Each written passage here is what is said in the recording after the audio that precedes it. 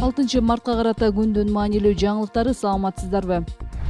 Президент депутат Айжигитовдун чек ара боюнча айткан сөзүнө жооп берди. Президент Садыр Жапаров чек ара маселеси боюнча кабар агенттигине маек куруп, депутат Айжигитовду провокация жасады деп билдирди. Жапаров чек ара маселесине түбөлүк чекит коюлганын билдирип, эки өлкөнүн кызыкчылыгы теңме-тең эске алганын айтты. Достук айылы Варухка дарбаза болуп турат имеш. Варух каякта дагы, Достук айылы каякта. Экөө эки башка жактарда турат. Варухка Аксай айылы дарбаза болуп турат. Мунун баарын бул киши 5 колундай билет. Эки тарап тең стратегиялык максатты көздөп алмашууларды кылган жокпуз. Кайсы жерде дайыма чыр-чатактар чыгып кетип жаткан жерлерди алмаштык. Эки мамлекеттин ортосунда чек ара чечилип жатканда бир айылдын кызыкчылыгы болбош керек, деди Жапаров. Ал эми Айжигитовдун сөздөрүн негизсиз деп атап, демагогия, жалаң демагогия деп баалады. Бул киши 3 күндө пикирин алмаштырып, башкача сүйлөп чыкканы түшүнүксүз. Эмнеге мынтти изилдеп көрүшүбүз керек. Бул киши баарын билет, түшүнөт, 5 колундай билет. Бирок эмнегедир башка дагы көп маселелерде билмексен болуп эле провокация жасай бергенин байкап жүрөм, деди Жапаров. Бир күн мурун Жогорку Кеңештин депутаты Султанбай Айжигитов парламентте Достук айылын берүүгө каршы чыгып, Тажикстан Варух анклавына коридор алуу мүмкүнчүлүгүнө ээ болушу мүмкүн деп билдирген. Бул сөзүнөн кийин депутат Ыйман Нуров фракциясынан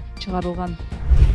Баткен Достуктун тургундары Чет булакка көчүрүлөт. Баткен районундагы Достук айылынын эли Бужум айылындагы Чет булак аймагына көчүрүлөт. Бул тууралуу облустук администрациядан билдиришти. Баткен облусунун башчысы Айбек Шаменов Достуктун тургундары менен жолугуп, алардын макулдугу менен жаңы аймак тандалганы айтылды. Ар бир үй ээси менен 5 сотук жер тилкесине мамлекет тарабынан бардык шарттары менен 71 турак уйгурулат. Мамлекеттик актысы бар жер тилке ээлерине турак жай салуу үчүн 5 сотуктан жер берилет деп жазылган маалыматта. Айыл чарба үчүн Баткен районунун Кызыл Бел айылындагы 9 гектар жер бөлүнөрү айтылды. 27 февралда Жогорку Кеңештин комитеттик жыйынында Камчыбек Ташиев Баткен районундагы Достук айылы жаңы салынган үйлөрү менен кошо толугу менен Тажикстанга өткөрүлгөнүн билдирген.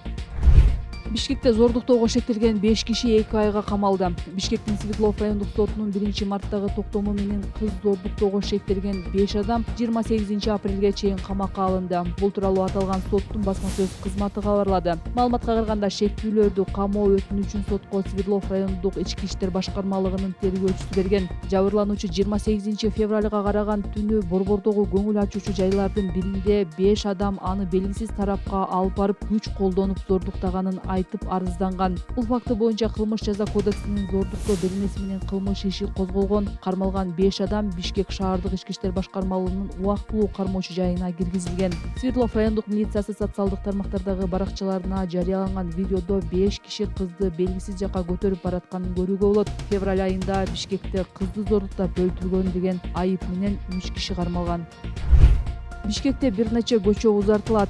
Кала башчысы Айбек Жунушалиевдин катышуусунда өткөн жыйында Бишкектеги быйыл оңдолуучу жолдор, кеңейтилүүчү көпүрөлөр тууралуу маалымат берилди. Бул тууралуу 6-мартта мэриянын басма сөз кызматы кабарлады. Быйыл Борбор калада 4 жаңы көчө Сухебатор, Ауэзов, Ахунбаев, Токтоналиев көчөлөрүнүн уландысы курулат. Мындан тышкары 3 көпүрө Ауэзов көчөсүндө Бишкек жылуулук электр борборунун каналы аркылуу өтүүчү, Жибек жолу проспектисиндеги Аламүдүн суусундагы жана Шүкүров көчөсүндөгү Чыгыш Чүй каналы аркылуу өтүүчү көпүрөлөр курулат. Шаар бийлиги быйыл ошондой эле эстакадалык көпүрөлөрдүн курулушу башталаарында билдирүүдө. Булардан тышкары Жибек жолу проспектиси, Жаш гвардия бульвары, Шабдан Батыр, Ахунбаев, Медеров жана Курман-Жандатка көчөлөрү толук реконструкцияланат. Мэриянын маалыматына караганда, быйыл Бишкекте жаңы жолдорду курууга 5 миллиард сом сарпталат. 2024-жылы УКМК Бишкектин бир катар көчөлөрүн реконструкциялоодо жана курууда милдеттенмелерди аткарууну кечеңдетүү жана аткарбоо фактылары боюнча кылмыш ишин козгогонун кабарлаган. Президент Садыр Жапаров былтыр апрелде кабар агенттигине курган маегинде өткөн жылы Бишкек шаарындагы 18 көчөнүн жолун капиталдык оңдоого 15 жеке компания тартылганын, алардын 6-нын жумушунда кемчиликтер аныкталып, өз каражатынын эсебинен кайра оңдой турганын айткан.